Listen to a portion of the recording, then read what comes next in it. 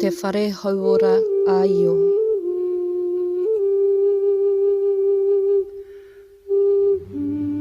Ngā whetū o Matariki wānana. In the beginning there was darkness. Papatuanuku, Earth Mother, lay in a lovingly deep embrace with Ranginui, Sky Father. Some of their children complained that there was not enough room. Many ways to separate them were discussed. Some of these children didn't want their parents separated. After great discussion, it was up to Tāne. With his back to Papatuanuku and his legs to the sky, he pushed Hiowehi and separated his parents. The children were free, but there was still darkness. One of these children, Tāwhiri Mātea, was not happy, and he sought whetū, revenge on his brothers. Tāwhiri Mātea sought war and won against every single one of his brothers, including Tāne and Tangaroa, until he came up against Tūmatauina. Tūmatauina, the atua of humanity and war. Being defeated by Tūmatauina, the love for his parents and the vengeance for his brothers, Tāwhiri Mātea ripped out and tore his eyes and crushed them in his hands and threw them to the chest of his father, Ranginui. This is why Tāwhiri Mātea, atua of weather and wind, is a blind god, and the weather is unpredictable, as Tāwhiri Mātea is an angry, blind god. It is, however, through the eyes of Tāwhiri Mātea that everything is connected, and we begin to realise the gift that Tāwhiri Mātea gave us. Ngā mata o te ariki Tāwhiri Mātea. Matariki, Matariki. The eyes of the god Tāwhiri Mātea. Before learning about the stars of Matariki, we first need to understand the origins of Te Whānau Mārama, the family of light. When Ranginui and Papatuanuku were separated, there was still darkness. After the second union between Ranginui and Papatuanuku, they had two children, Tangotango and Wainui. Tangotango being the atua of all dark matter in the sky, and later becoming the father of all light in the world today. Wainui being the atua connected to all bodies of water. Tangotango and Wainui gave birth to Tamanui te rā, Marama, Ngā whetū, He Ngātori, Parikoikoi, and Hine Rauamua. In darkness, Tāne travelled to see his brother Tangotango, where he found him in the first whare built in this world called Hui te Raniora. The sun in the front of the house, the moon in the centre of the house, and around the walls he suspended the stars into patterns. These patterns are the origins of tukutuku panels that we have inside our wharenui today. Tāne asked Tangotango if he could have his children to adorn their father Ranginui and shine light onto Papatuanuku. With persuasion, Tangotango agreed, with Tāne making 3 kete made from the vines that held Papatuanuku and Ranginui apart. He carefully places the children inside.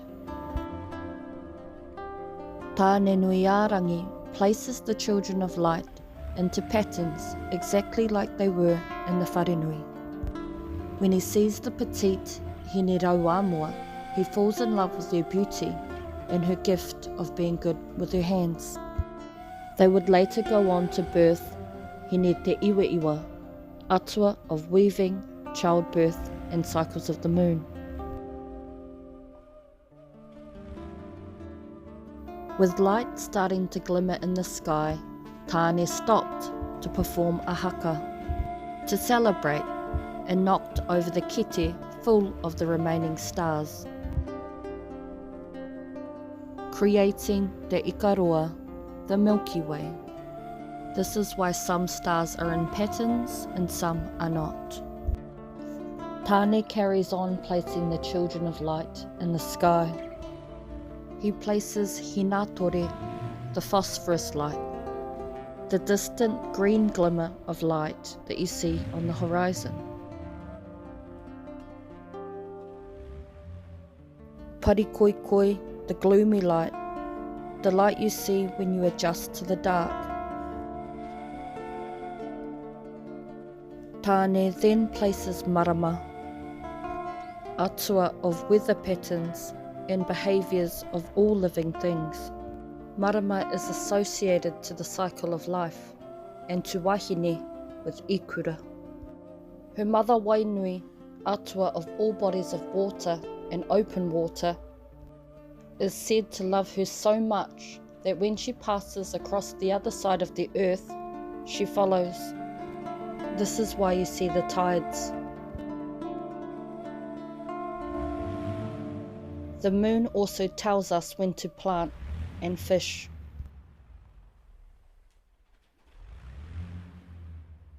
With not enough light in the world and only one kete left, Tāne picks up Tamanui Te Rā and places him in the sky, and the light blinds him.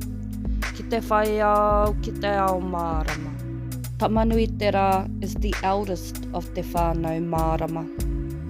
The warmth of the sun brings life and wellness. He has 2 wives that are sisters, Hine Takurua, the winter maiden, and Hine Raumati, the summer maiden. Both wives are stars. His eldest son is Tāne Rore, the heat waves seen in summer, which is the origins of wiri and haka. Te whānau mārama is also important to te maramataka Māori. Maramataka Māori is a time system. The sun to measure the times of the year and sets our season. The phases of the moon tells us the day. The movement of the stars indicates the month. Our environment tells us the tohu, the signs, like the migration of the fish, the song of the birds, the sound of the insects, to the flowering of plants, and the changing of weather. This time system allows us to know when to travel, hunt, fish, plant, when to hold hui, when to avoid people, war, and when to hauhake rongoa. Te whānau mārama is important to our time system and reconnects us back to our environment. Unlike the Gregorian calendar that most of the world has adopted, following the solar calendar, 365 days, 7 days a week, 52 weeks, we have become disconnected from our environment and rely on a calendar. This time system is okay, but not always 100% accurate when it comes to activities and our environment. Right in the middle of this time system is Matariki, Pleiades. Many people across the world, from Egypt, Greece, China, Australia, America, Europe, Polynesia, Micronesia, all have pūrākau about this constellation, Matariki. The first star of the Matariki cluster's name is Matariki. She is the mother of the other 8 stars. She is a healer and connected to the well-being of people. Her husband is Rehua and Taurus, the star of Rongoa. Their eldest child is Pohutukawa. She is connected to carrying our dead across the night sky.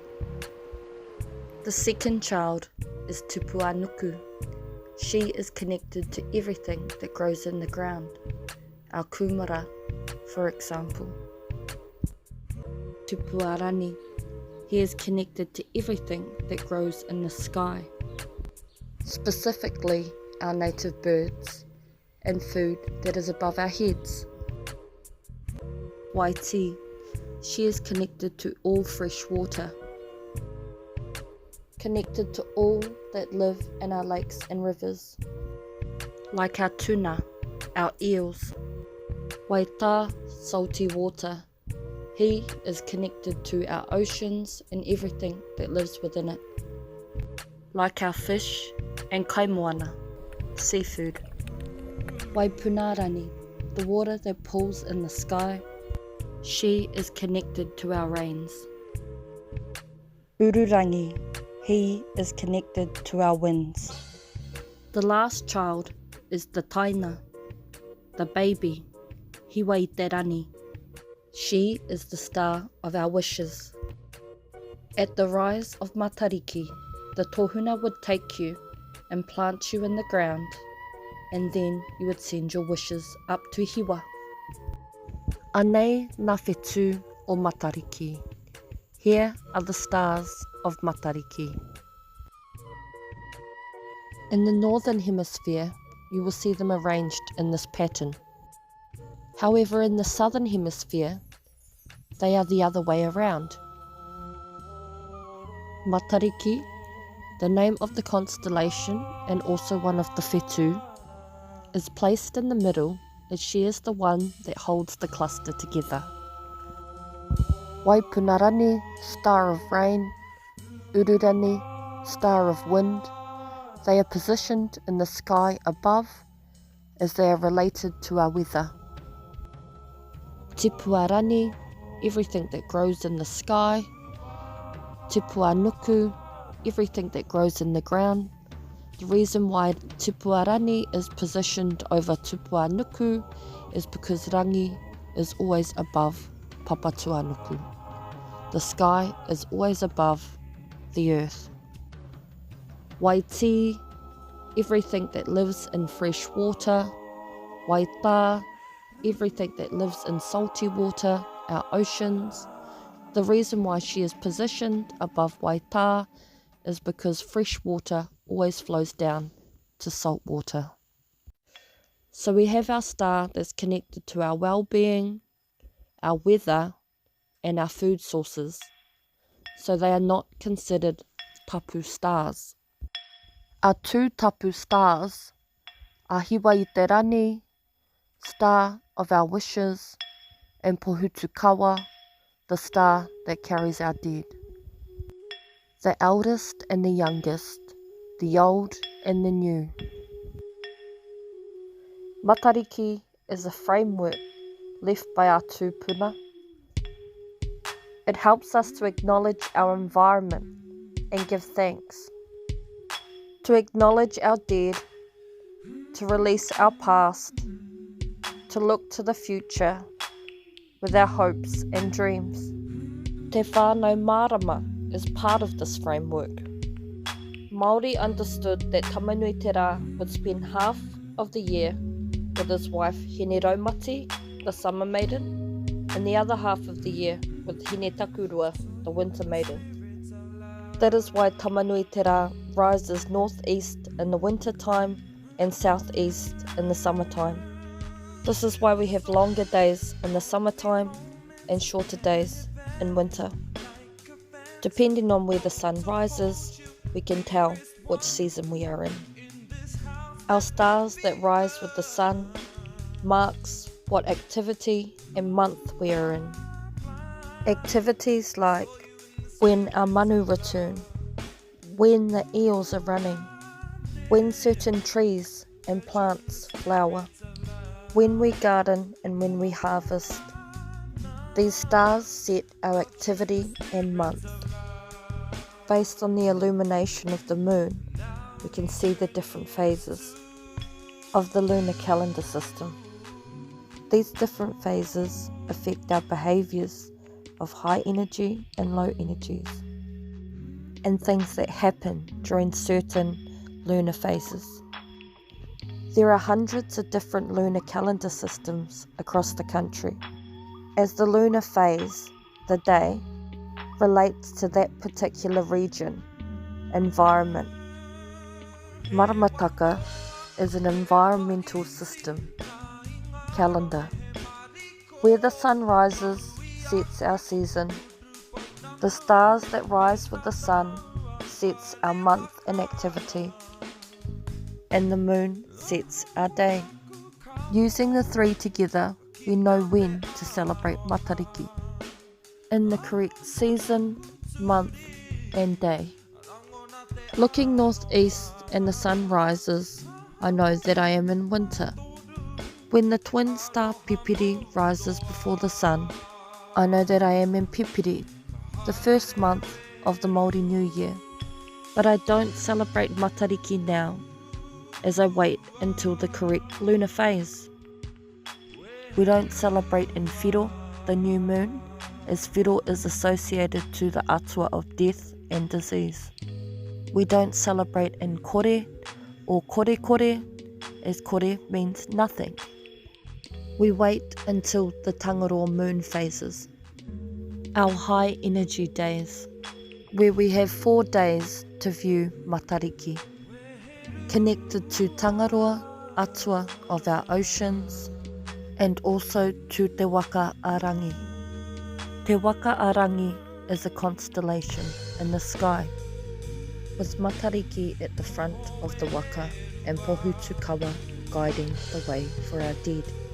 Taramainuku is the captain of this waka, with Tautoru, the pot, being the seat that he sits upon. Each night he casts his net and trawls for the souls of the dead that passed away, where he attaches them to the back of the waka until the waka descends. The waka is seen 11 months of the year until it descends with the sun, where our loved ones are prepared in the underworld. They stay there for 1 month until the rise of Matariki, and the waka rises into the sky. Taramainuku throws our loved ones into the sky, where our loved ones become stars forever. As we farewell our dead and call out the names of our loved ones, the hautapu is uncovered and the steam rises to nourish Matariki, as we thank Matariki for looking after our dead. Whāngaihia te hautapu is a food offering to Matariki, food within our environment that is connected to the stars of Matariki. A fish for whetū, a tuna for whetī, a kumara for tupua nuku, a bird for tupua rani. Giving back and feeding our environment and saying thank you for the bounty for the year. To say thank you for carrying our dead. Next, the stars were read. By viewing the stars of the Matariki cluster, you can predict the future of the new year. If whetū was bright in the sky, star of our oceans, then fishing was going to be a really good year. If Waipunarangi could hardly be seen, there wasn't going to be much rain, and so the gardens wouldn't do very good. If Whetū kawa was missing from the cluster, this was a bad sign. This means you are going to lose a lot of people in your area. From my readings, Christchurch has had this 3 times, and in all 3 years, it was confirmed. And our earthquakes, mosque attacks, and COVID. After the stars are read, celebrations take place. People spend time with whānau, fly kites, eat food together, talk about how to protect the environment and plan for the future.